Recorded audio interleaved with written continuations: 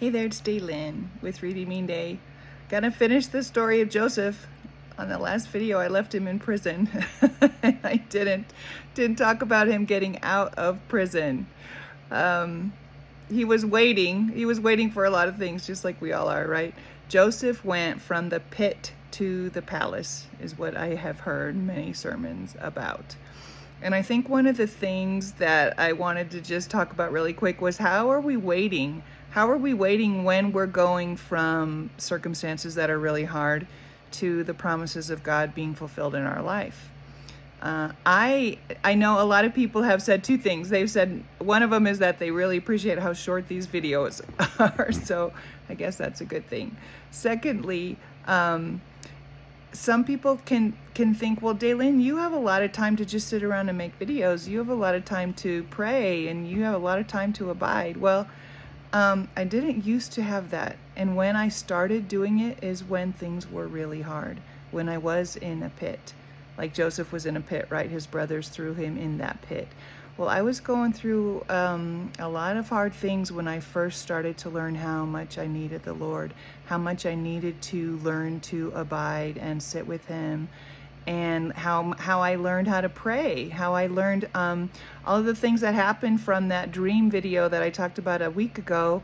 When I was in the middle of a really, really hard financial business situation for years and years, we would go up and down and work really hard. I had 3 kids, 1 toddler, one little baby, and then 2 kids in a lot of sports.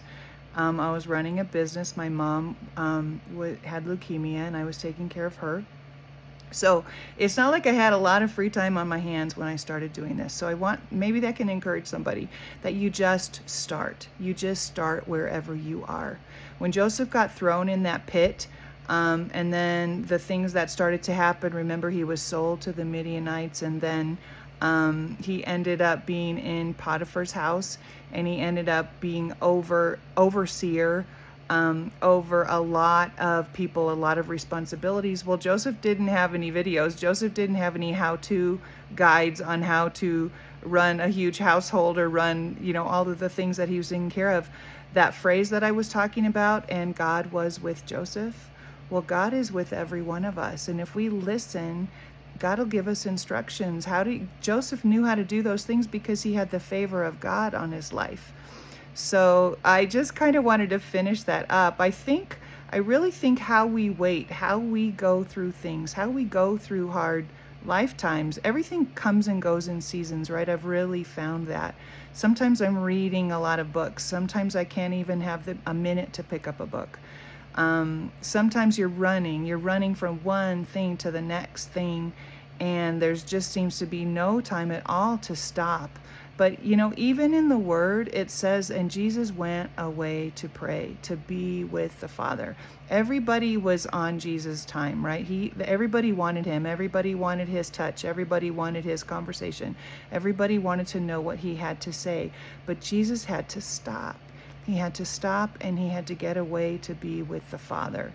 And I think probably, if I think about Joseph in prison, that was a lot of time for Joseph to learn to be with the Father.